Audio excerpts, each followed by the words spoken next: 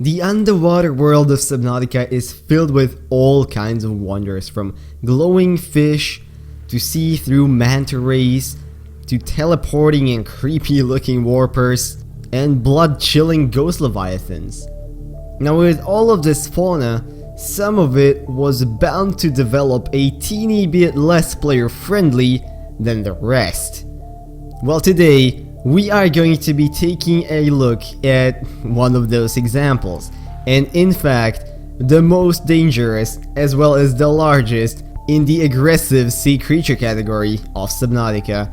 We'll be looking at the biggest, the baddest, and the most insta-killing, which is of course the Sea Dragon Leviathan. In this video I'll be taking a look at everything we know about these guys, their appearance, their behavior, their location, some bits of lore about them, and in the end, how to defend yourself against them and maybe potentially kill them.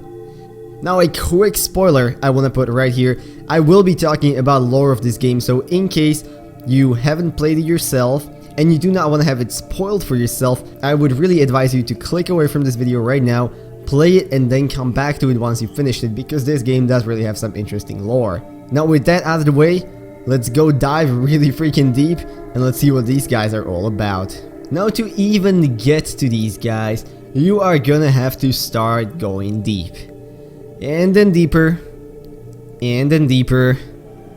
And then even deeper, as these creatures inhabit some of the lowest located points of the entire map, that being the inactive lava zone and the lava lakes. In total, throughout the entire game you can encounter 3 of them, 2 in the lava zone and 1 with the lakes.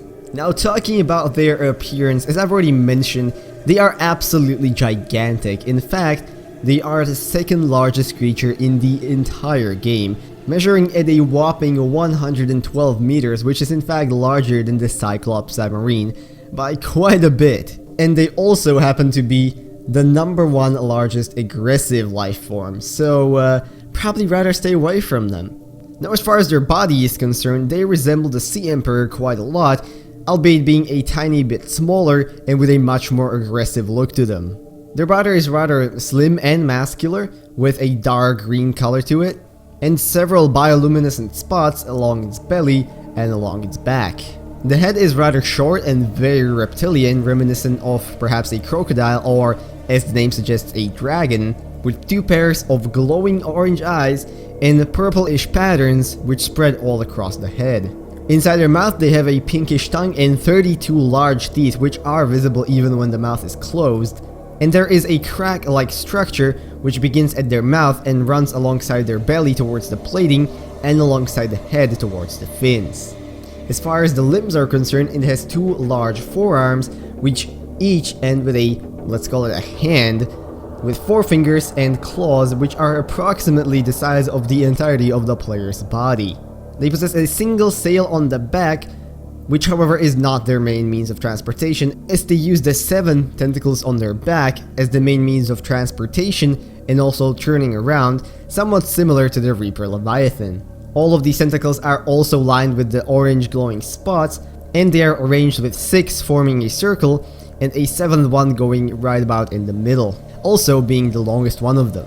When moving, they utilize both their forearms and the tentacles to swim at really great speed. In fact, if you're only using the Sea Glide, you're gonna have a really hard time keeping up with them. If you're in the prawn suit, your only chance of getting away is going to be your grappling hook and the thrusters. Now let's talk about this beast's behavior, and as I already mentioned, it is freaking aggressive.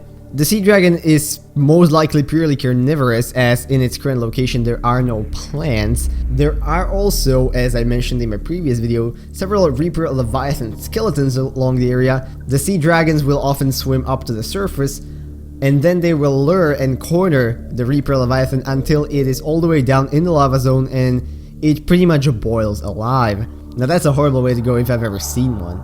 If for some reason you happen to be in their way instead of the Reaper Leviathan, these guys will not waste any time dealing massive damage and killing you in the process.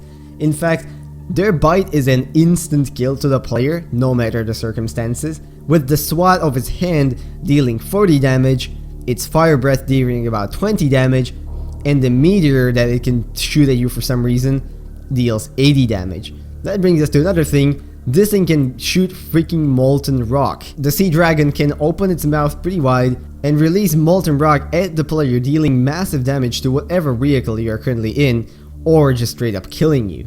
Now, it is actually thought that it's not really the Sea Dragon heating up material in its belly, as much as it is capable, thanks to its plating on the lower side of its body, consume already hot material and then release it at will.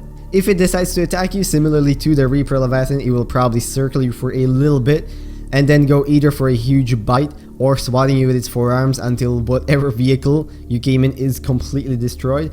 And once you're out, it's probably going to be a fast process, because even if it doesn't eat you, you will boil alive in the huge temperatures which surround the area.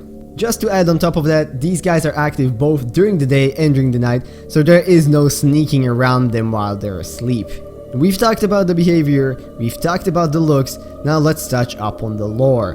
Now, the only real thing we know about these guys is that they have been around for quite some time, as we can find a documented case of them interacting and, well, technically fighting the precursor race.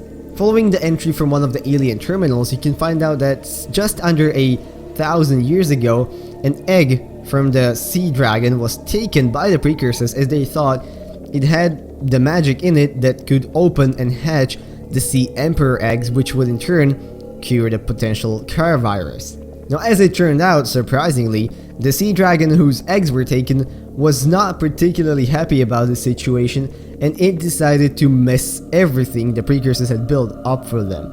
The monster rammed into the facility, creating massive damage and eventually destroying the entire building in the lower lava zone in the process. Unfortunately, it had also suffered massive head trauma from the impact and died shortly after, with its skeleton still being discoverable nearby. Now finally, many players have crapped their pants upon hearing this sound.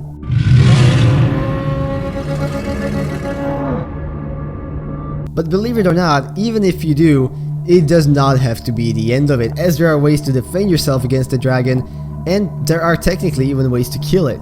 Now, as with fighting any large aggressive life form on this planet, the stasis rifle is going to be your best bet, as it will be able to stun the thing and it will give you ample time to get away as far as you need, or if you're really stubborn, start dealing damage to it and maybe potentially kill it. But if that is your case and you decide to actually hunt this giant monster of the deep, I would recommend forgoing this stasis rifle and rather opting for a modified prawn suit with the drill arm and with the hook arm. This way you're going to be able to tether yourself onto the body of the dragon, pull yourself in close and deal damage to it with the drill.